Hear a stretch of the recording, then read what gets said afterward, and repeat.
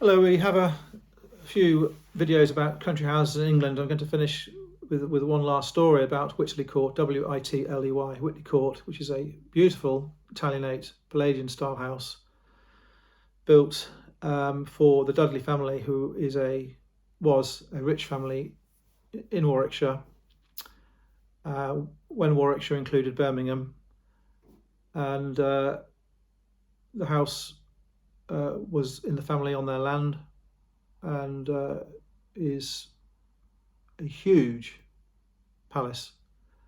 Unusually, it has an asymmetrical front. You have a portico. Instead of having two wings, you have one wing with a lot of the accommodation and the stables and the orangery, and then the other wing is kinked, so it provides a facade with a large Italianate terrace overlooking a valley. So it's quite an unusual design, and being asymmetrical, very unusual. And when it was built, I imagine it was quite avant-garde, and I imagine not many people really understood it. So you have this beautiful palace, matching gatehouses on two sides, a huge lake, and on the back side of the house you've got a parterre, formal garden, with a capability brown style backdrop. So it's a valley meandering away with the trees on the sides. So it's a lovely house. And anyway, the Dudleys sold this house, and it was sold to an industrialist in Kidderminster near Birmingham, and he was a carpet maker. And this gentleman bought this house. He was very rich. He had more than one house. And while he was away in one of his other houses, the house caught fire. The bakers in the cellar started a fire in 1937, just before the Second World War, and the house partially burnt down. The owner sold the house. Didn't want the hassle of repairing it. Would have cost too much to repair anyway. And being an industrialist, he didn't try and find a kindly benefactor who would repair it and keep it all going. He divided the house, sold the farms, sold the land off, and sold the house with a much reduced estate. So it wasn't really a viable house. And it was sold to a scrap dealer, and it was eventually sold to an antiques dealer. And by chance, my father knew this antiques dealer, who was local to Stratford-upon-Avon nearby. And the new owner bought the house and the gardens, not really much land around it, though it did include the lake on the other side. But by chance, there was a church built for the house in the grounds, which didn't catch fire. So you have this huge house with its gardens, and you have a church which is consecrated, which is still open to the public and always was, which is not damaged. So it's a hodgepodge type conveyance property. So this scrap dealer and an antiques dealer had ownership of this house. And before 1972, when the government got annoyed about it, the other parts of the house which hadn't been burnt, the fire only burnt a corner of the house out, the other parts of the house had fallen into disrepair and had lost the roofs. Now, this was accelerated by the scrap dealer and the antiques dealer, because lead was taken from the building, timber was taken from the building, fittings were taken from the building, staircases, balustrading, marble floors, doors, fittings, windows, everything was taken from the building, and the building was left as a shell. So if you go to Whitley Court now, it's open to the public. The government got hold of it quite recently, got total control of it quite recently. You go to this beautiful house, you go into a courtyard with wings, and you go through the house, and you have a portico on the other side with pillars. It's like the back end of the British Museum, that size, with the garden, the parterre, and the sun terrace. So it's a beautiful house, was a beautiful house. And what happened was the government said to the owner, you can't take this building to pieces anymore and sell bits of masonry and bricks and lead, and you can't use it as a builder's yard for materials. And the owners said, well, it's ours, we'll do what we want. And the government was being urged by pressure groups to have the building saved, and they had limited success in stopping the owners from taking it to pieces, because it was a ruin. And by 1972, the government had made the owners stop taking it to pieces. The problem being they still own the property.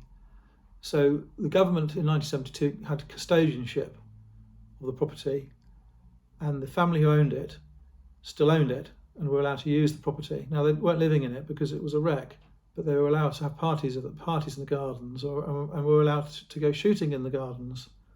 So I was at school with the son of the owner, and he told me that his family, because they owned the land, even though the government had custody of the building, he said he was allowed to go shooting there, and he would turn up on a bank holiday weekend with a shotgun and say to English Heritage, who had members of the public wandering around, he said, I'm going to go shooting today in the garden, and he would, and they had no grounds to stop him going shooting. That was resolved in 2010 when the family did sell the freehold to English Heritage, but it was a very strange situation. And what's happened now is the English Heritage are preserving the ruin. They're stopping any further damage from the weather. They maintain the gardens very nicely, but this building, having lost its estate, was, as I say, unviable, and it was ransacked and plundered, and is now, though it's a very beautiful thing, it's very sad to see it in such a wreck. And I noticed in France, if you go and look at the houses for sale in France, the chateau in France for sale, what's happened with a lot of the chateau is the land of the chateaus has been sold and kept by often the landowners, and they just sell the chateau with the immediate garden, and they're very good value in France, but there's no income and there's no viability in them as an estate. So it's a similar thing is happening to some of the land in France as well. So that's just a story about Whitley Court in Worcestershire, and how the government in England only just managed to catch up and save a few of the buildings. In the first half of the 20th century, many buildings were razed. If you had a building on an estate and you were going to be made to pay tax on it and weren't using it, it was best to demolish it. Therefore, you would not pay tax on the building. And certainly I knew of people in Warwickshire who would not repair buildings on their estate, because if they repaired a building, they would increase their liability of tax. They would leave buildings falling to bits deliberately. The way they used to knock buildings down was they would have a diesel bulldozer with a chain. They would put the chain around the side of the building, and they would drive the bulldozer away. And the chain would pinch through the courses of bricks with lime mortar, which were quite soft, and they could demolish any building quite fast by pulling a chain through the lower portions of the wall. And if you go on the internet, you can look up houses in England demolished before they were given preservation orders, and there's hundreds and hundreds and hundreds of houses which were lost. And there is in fact currently a list of buildings at risk.